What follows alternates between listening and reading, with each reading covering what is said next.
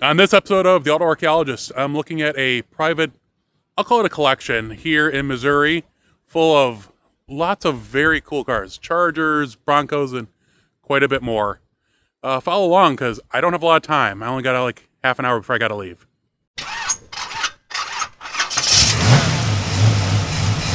All right, real quick, because I am running out of light and time because I got to go.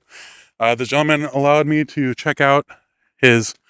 These are parts cars or project cars for the future because he owns a restoration shop, which I'll show later. But two 68 Dodge Chargers, neither of them are RTs. That's a 66 Satellite, I believe, or a Belvedere with a 446 pack in it. We've got a Bronco. And this is going to be like a Raptor Bronco thing I've heard. Look at the Chargers real quick. Good projects. Pretty solid. I mean, yeah, they need sheet metal, but the guy owns, like I said, all that. That's all restoration shop and storage. So these cars will not go to waste. They'll either be used for parts cars or they will be restored. But like, that's a Chevelle SS 396. That's a 66 SS 396 Chevelle that legitimately is going to be back in the building here shortly because he got it within primer. So he's going to roll it into one of his new empty spots. You can see it's someone's day 2 project. And this is a real, it's a 396 SS 68 Camaro. And it's the high horsepower. Let's see if I can open the door and show you guys real quick. And look at that custom window. Can I open it? Oh, I can. See the interior, 4-speed car. It's got the tack, that's the higher RPM tack. And then right here is a 67 Chevelle SS 396 car. This one was rescued and brought here. It will be restored. He said he actually has most of the parts to put this thing back together. Rock 99.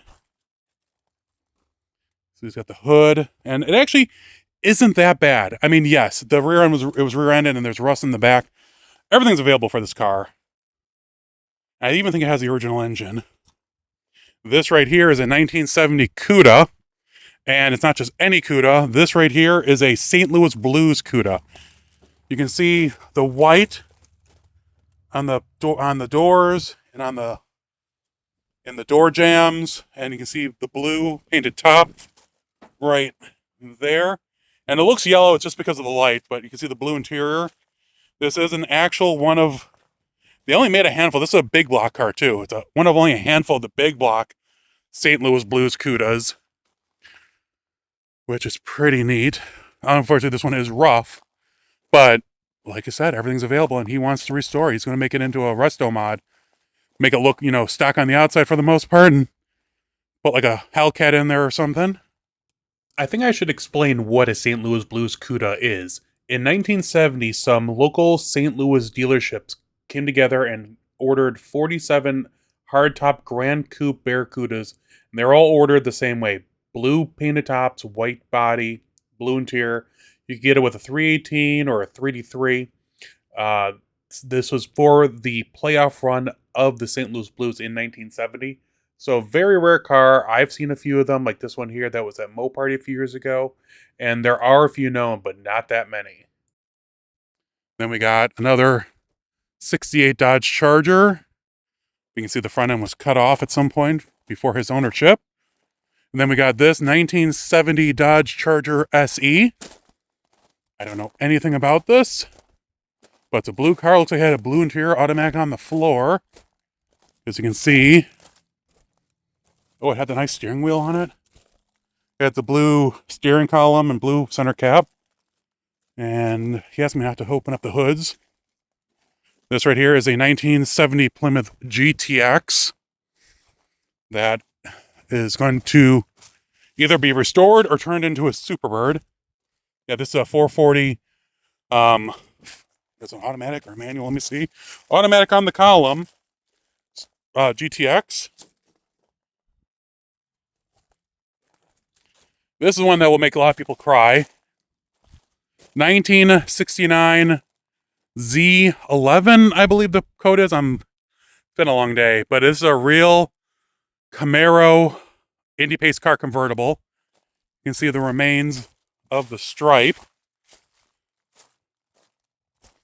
While this thing is rough, he rescued it out of a guy here. This one will be restored.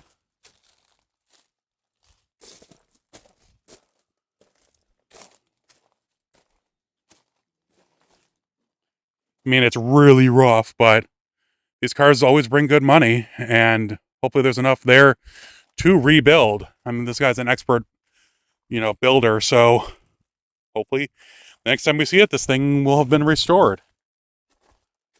Oop, hole.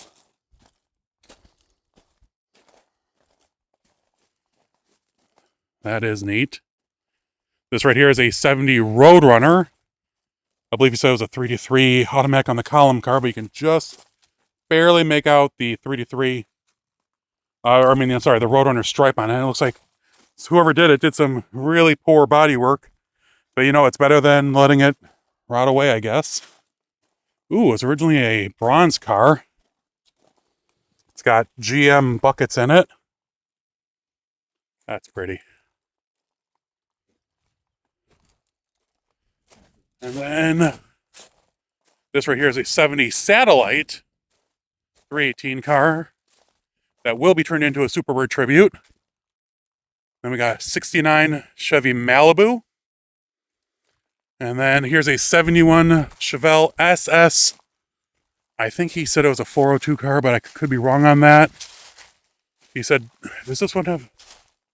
This one might have the engine. Let me see. Nope, no engine. Yep, nope. But next to it is a 1970 Chevelle SS.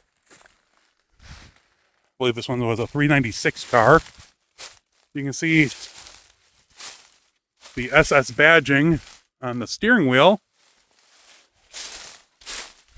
Look over the car's there.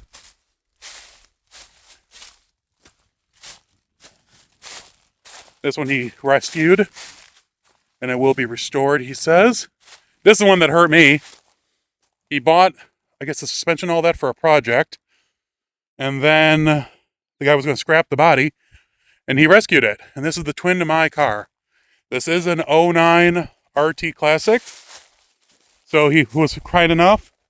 Oop, I think they're calling me. He was kind enough to give me weather stripping before the car gets cut up. Then here's another new Challenger that they cut up for parts. Then here's another 68 Dodge Charger, like a 318 car. And then another 68 Dodge Charger. And then a 66 289 Mustang. So yeah, I know this was a quick one. Try to fill in with a little bit more pictures and everything, but didn't have a lot of time to dilly-dally. But hopefully I'll be back here in the future and get more coverage. Real quick, I thought I'd do this side of the car since you can actually get some pretty cool views from this side. You can see this right here is the St. Louis Blues car.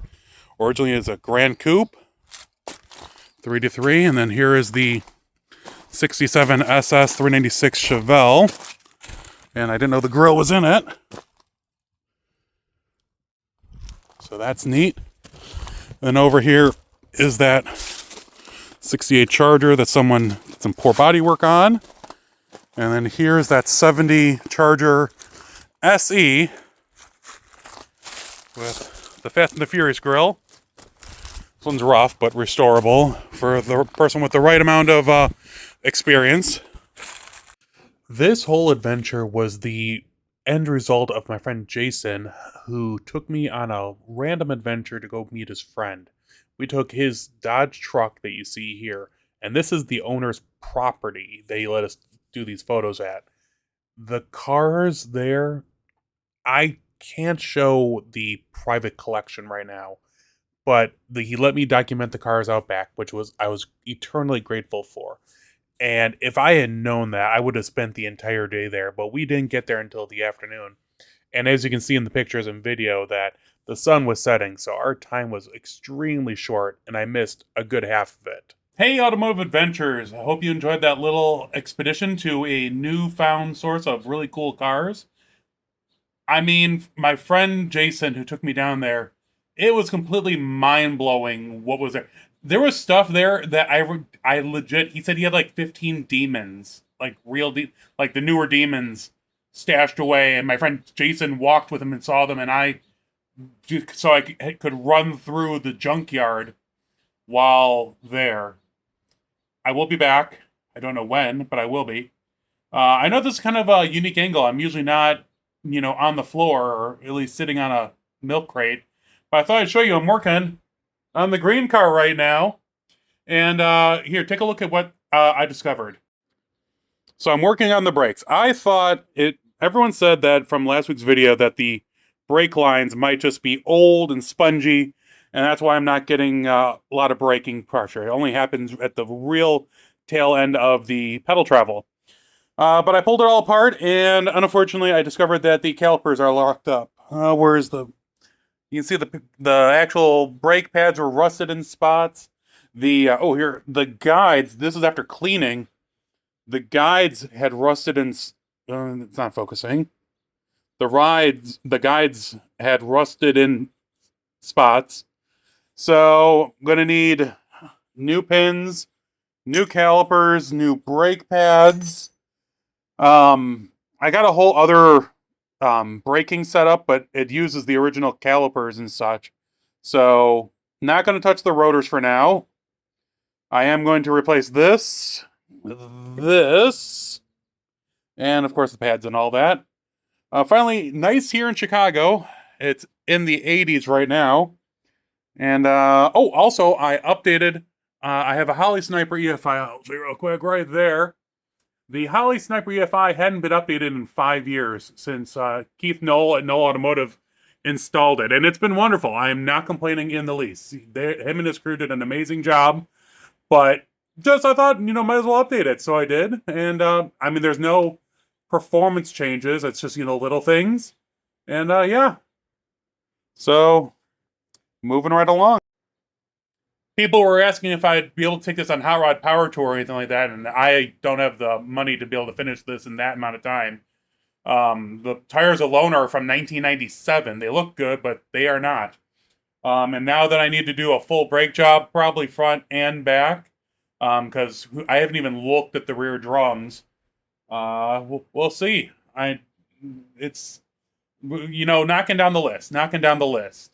As Freiberger and Finnegan, do you put it on a list and you scratch it off. And unfortunately, my list is just getting longer since this car has not been driven. I've never driven this car any kind of distance in the entire ownership of it.